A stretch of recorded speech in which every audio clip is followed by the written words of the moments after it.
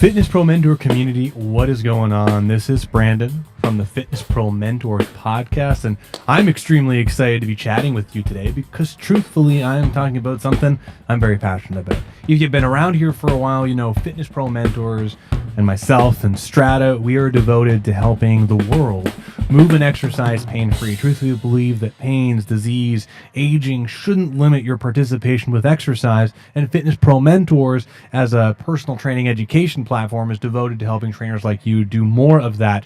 Our marketing mentorship is one of the main things that we have talked about, but through our entire marketing mentorship, one of the things that all of our students will start to see is that we talk about post-activation potentiation and different ways to collect data in strategic ways to optimize your business. So today, I'm extremely excited to present something with you that I've shared with students a few months ago and talk about how you can use inexpensive dynamometers to make some very critical and incredible changes to your thought process. Very quickly, I've been working as a trainer for 17 years. I've been a part of a lot of different certifications, and one thing has become absolutely evident. The more assessment data that we can get that is strategic and useful for our decision-making of designing exercise that lines up with our clients' needs, the better. And it's been hard because the understanding of what we do as far as assessments go and what assessments are the best to do, it's really changed quite a lot over the last few years. So quickly, if you're here, please say hello. We'd love to say hi to everybody. But what we're going to do to jump into this is a tiny little story. Kind of like I just regarded, been a part of a lot of different certifications for a long time. And several certifications were really revolutionary to me and really revolutionized my thought process of how I worked with clients. But then I would find myself kind of limited, like doing manual therapeutic style techniques. It was bad because I was being educated by people that made me feel like I was closer to a physiotherapist than I truly was. In reality, my scope is just exercise and resistance training. And I love it. And it's very cool because if we understand resistance training and personal training, you can make some incredible changes. A lot of these very controlled assessment tools that we use can be very good at rudimentary levels. But at one end of the continuum, we have to be able to take it and go all the way to the other end. How do we get someone at a high level of performance do everything they possibly want to? How do we take a 70-year-old to be able to still hop around on Easter and play with their grandkids? So without further ado, I want to introduce something that's been helping frame my thought process within Strata and our personal trainers team, and it's what I call the PAPP Resistance Training Continuum. And I know it's a mouthful, but thank you, Charlie McMillan, for introducing me to post-activation potentiation. Truthfully, I don't think that I'm necessarily an expert at it, but I spent a lot of time studying it and really learning as much as I can. And so the subscript P, post-activation potentiation preparation, regards that most of the things that we do in the vein when we're thinking about PAP is preparing the body for the response of post-activation potentiation. And so if you've ever seen anybody say, we're doing a post-activation potentiation exercise, fine, but truthfully, the exercise is preparing the body to have the internal phenomenon of improving force development, rate of force development through the H reflex, calcium sensitivity, and potentially pennation angle by eliciting a specific stimulus in a specific dosing without fatiguing the body or creating some sort of nociceptive response. And in some cases, even when there's fatigue and pain, there still can be a potentiation effect, but that's risky, so we're not going to touch that. What I have here is a way that we are thinking about how we're using dynamometers within Strata Internal Performance, the gym that I'm the owner of with an incredible team of people. And we're trying to streamline our process personally, to be quite honest, to make sure that anyone at any level doesn't have to invest into $15,000 of courses to get caught up to speed to help people. We want to try and create a simple way that people, trainers at any level, can start collecting data and start making incredible changes. Now, one of my hesitations with this, just letting you know, business owner to business owner, is, gosh, that's expensive. These devices are expensive. Some of them can be. I have a $500 one downstairs that I use for more of my course teaching, but all of these crane scales here, they're as accurate as they need to be to get started. They're around $60 Canadian, so if you're in the US, that's like $2 because our money sucks. But truthfully, you don't need to spend much to get into this world, and there's a variety of different forms and different price points, and truthfully, if you know how to play with pulleys, you can buy an 80-pound luggage scale and put a half or pulley on it, and in most cases, that'll work just fine. Most of these, like the one that I like, the K-Lu, it has a hold function, so you can actually see what the peak force was at any given time, and you can do newtons, pounds, or kilograms. For the sake of purpose, we're going to be talking about just pounds on this. But what I have on the page here is basically a step-by-step process of how I like to think about things. Now, what I would encourage all of you to do is, before we talk about any sort of maximal voluntary isometric contractions, it's important to recognize that if you ever make anybody do a maximal force production of anything, you are going to their max force production. I think that's a very simple way of thinking of it, right? If I push on somebody and do a manual muscle test style thing and they cannot hold that position, that was a 1 rep max moving into maximal voluntary or involuntary eccentric contraction. That is a high level of force production. Someone pushes into me hard as they can for a second, we arm wrestle for a second, 1 Mississippi hold, right? That is a 1 rep max isometric excursion. And the reason why I say that is if I were to say, hey, take the 70-year-old and make them do a 1 rep max bench press or squat, that seems irresponsible to most trainers. And it is. But we're not thinking of it in that way right now. We're not even thinking about it in the movement. We're just thinking about it in the isometric positional sense. If you're thinking 1 rep max bench press is inappropriate for a 70-year-old, a 1 rep max isometric also may be inappropriate without knowing someone's history or individual tolerances. Now, truthfully, we can get to a 1 rep max isometric for 1 second quickly with the appropriate dosing and progression model, but we're not doing that just yet. What we're going to do is we're just going to think about, well, how do we get into this world? Well, first and foremost, have an assessment process. There's a bunch of incredible courses out there, teaching assessments out there. You can learn a lot, but make sure you have a continuum of progressions from passive data collection to active to slightly more strenuous, maybe even moving up to what you might call functional movements, if you will. But that way you can kind of get to know someone. Truthfully, you can easily just do this through personal training sessions by getting to know someone. But as you build up some fortitude and some relationship, now we can start thinking, okay, do I want to collect more quantitative data? It's still qualitative, but it's closer to quantitative than some of the other heuristics that we use. So if you've been watching for a while, Charlie McMillan, brilliant PhD, master's, just genius, and someone I really, really respect and really, really appreciate in my world, created the PEC scale, progressive exercise continuum, progressive effort continuum scale, pardon me. And it really helps to delineate between 5%, 25, 50, 75, and 100% effort excursions. Why I like this is that when you're starting to get someone to apply force at a low to high level, it's an incredible place to start because you can see, are you comfortable with 5% effort? How's 25%? How's 50% effort? Let's pause. How does your body react? Come back a couple days later. How's 75%? Not bad. And you can see you can slowly work on very strategic micro progressions, thank you, Tom Purvis, to get to 100% effort excursions. And truthfully, I have some very sensitive demographic clients between 70 and 80 years old with full fractures in their back, spondylolisthesis and lesis and other sensitive spinal pathologies and structural changes. And we've worked up to doing 1 rep maximal voluntary isometrics for 1 or 2 seconds with no problem. And truthfully, I think that in some cases, clients should be able to handle that because some of the amount of force and torque that they experience when they get out of a car or accidentally stumble outside is similar to that. Anyway, why am I talking about this? We need to make sure that our clients can tolerate the assessments that we're going to do before we even do them. Very critical step. Second, the most common way to assess someone's max force production is to, like I've regarded, perform a 1 rep max voluntary isometric contraction. You get somebody on one end of the scale and something on the other end, pull as hard as you can for 1 Mississippi, and you can see what the number is.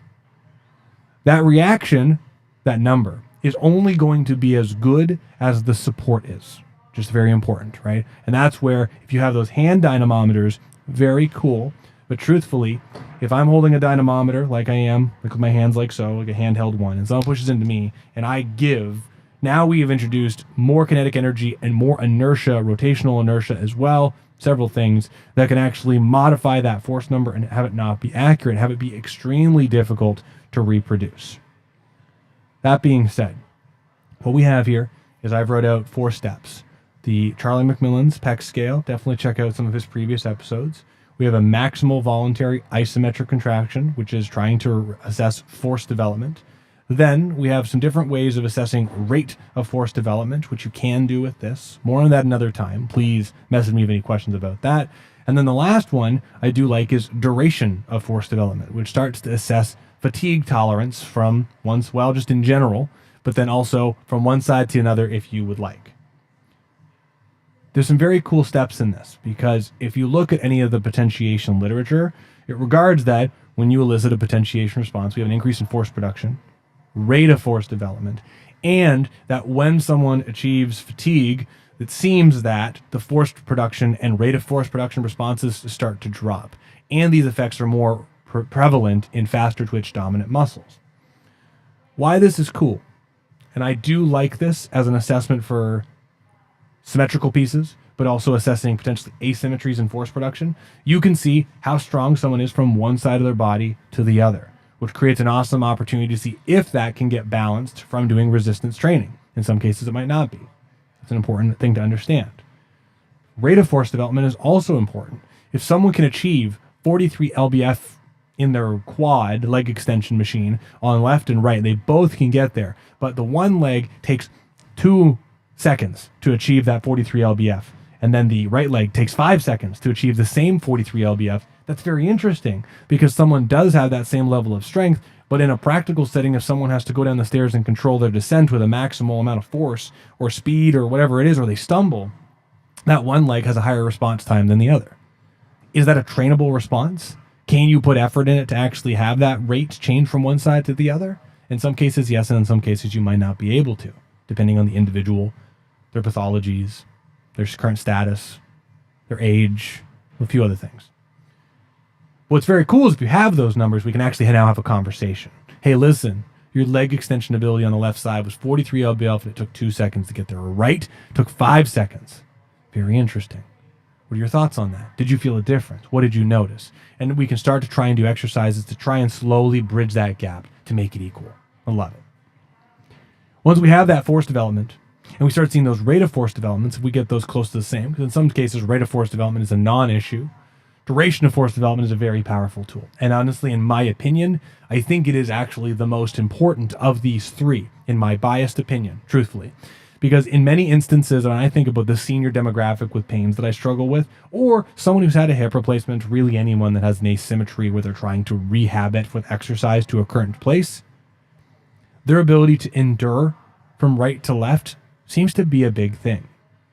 It seems to make a lot of sense to me that if someone has, let's say someone's had a hip replacement on the left side, and they're in the process of regaining their ability to walk their 10,000 steps a day, which is an arbitrary number, but we can roll with that. They go for a walk and they get to 2,500 steps and they feel really good. But they get to 2,501 steps and their left hip starts to get a little achy and tired. And then at 3,000 steps, the left hip is burning and exhausted and they have to stop, but the right hip's not. What if we could create some assessments in a variety of different planes that helps us figure out the endurance factor in different planes and potentially different groups of muscles working together to see how we can get that closer to the same? That left hip can only produce 40, they both can again produce 40 pounds into hip abduction, but the left one can only do it for 12 seconds, while the right one can do it for 60 seconds. Now we have some much better information to design exercise programs off of. And here, what is super cool about this that I absolutely love, that I will do this for a second. We start to take all of these very cool corrective exercises, if you will, and it turns into personal training. A $60 crane scale helps you make your personal training practice more efficient. In most instances, most personal trainers assess if a client is doing better from some sort of periodized scheduled assessment, or in the intra-session, do you move better? Are you moving more weight? Do you feel good? And those are all important. But what if we could add another layer to this to see how everything fits in? And I will tell you what I love about using these scales, more than anything than my own bias that you can sense in my tone, is that our clients appreciate it. Because they're doing an exercise like, I think it feels better. And you're like, then they can actually see their leg extension is 30% less strong than the right on the left side. And it gives them something to work towards. I love it. It's super cool. As we start to move into this progression model, you have a lot of really cool options. we can start to break things down and start to go, okay, do we want to focus on one of these different types of contraction? Concentric, myometric, isometric, concentric focus, isometric, eccentric focus, voluntary eccentric, or involuntary eccentric. Lots of cool options. The next question is, if you want to choose one of these modes of exercise, could we actually think about using one of these modes in a specific setting that might help to resemble what the client is trying to do? If someone has an ADL, where they're active daily living, they're trying to just get better at going down the stairs, or up the stairs, or off the toilet. How can we construct a resistance training exercise that helps to focus on the mode of contraction that they're struggling with? Getting off the toilet seems to be a concentric excursion of that knee extension in this case. So they actually get better at the one piece that they're not good at. And this is where you get to be a trainer, because truthfully, as we start to move more, that works too, but as we start to move more into the resistance training continuum, you get to decide, are we going to do more strength-based training and improve force production? Are we going to do a different type of strength training? We're going to work on acceleration, quickness, rate of force development. We start leaning into hypertrophy, where we're actually changing the size of the actual skeletal muscle unit, and that continuum grows and increases its torque production, but then also enhances the skill of force development by being able to call in potentiation and orchestrate tissue together more efficiently. Or we're just working on endurance. How many of us are working on the actual metabolic health of our muscles? And not just for any random reason, but to actually help with one of these prior goals here. Getting into dynamometers and using force gauges has revolutionized our gym. Truthfully, even people who have the same education as us, we're separating ourselves, because truthfully in our town, this little bit of information is helping us make a big impact. We have several clients that come to our facility that are physicians, chiropractors, other forms of medical or paramedical practitioners. And here's what's great about this. They love this, because it's not just about how much weight we're moving on the machine. It's not just about which machine we're using. It's about how they are doing inside their body from 1 week to another. And then when they're feeling not good, how much does their force production change? When they're feeling good, how much does force production change? Are there any differences from right to left? And it doesn't matter if there's a difference, because some people are going to have asymmetries, and that's okay. But does it get closer to the same? Because biological symmetry is efficient for helping with locomotion. Anyway, this has been really great and really exciting. And so I would encourage anyone here, please check out any of my other solo podcasts that I've done where we talk about post-activation, because I want to say this. It is not a panacea. It is not some magical thing, but truthfully, when you get the body to contract in different positions, you do make incredible force production changes. And that can have incredible carryover to clients and their lives. $60, crane scale. You can even get cheaper luggage scales. Gets you into the world. And if any of you are thinking, I want to get into doing this a bit more, how can I standardize this? Please send me a quick message and I'll let you know. Because truthfully, our marketing mentorship is teaching people how to get clients. But when you get clients, you got to keep them. And there's got to be a way that you can streamline the process so trainers of any level can start thinking about things critically, collecting assessment data, and actually making really incredible changes. Anyway, this is Brandon from Fitness Pro Mentors, the Fitness Pro Mentors podcast. Unfortunately, this is a solo episode of the Minds on Muscle show, because our good cohort, Glenn, has got a really beautiful thing going on. He won't be able to be here today, but that's okay. He'll be here next week. So, pick of the week for me, just in case you're wondering, it's a crane scale. Anyway, everyone listen, thank you so much for watching. Really excited about this. There's some really incredible stuff on the horizon with this, and I'm looking forward to keeping you along for the ride. If you have any questions about post-activation potentiation, preparation for contractions, and how to implement these machines, please let me know. I'm happy to talk about this more in the future. But until then, I'll talk to you real soon. Bye, everybody.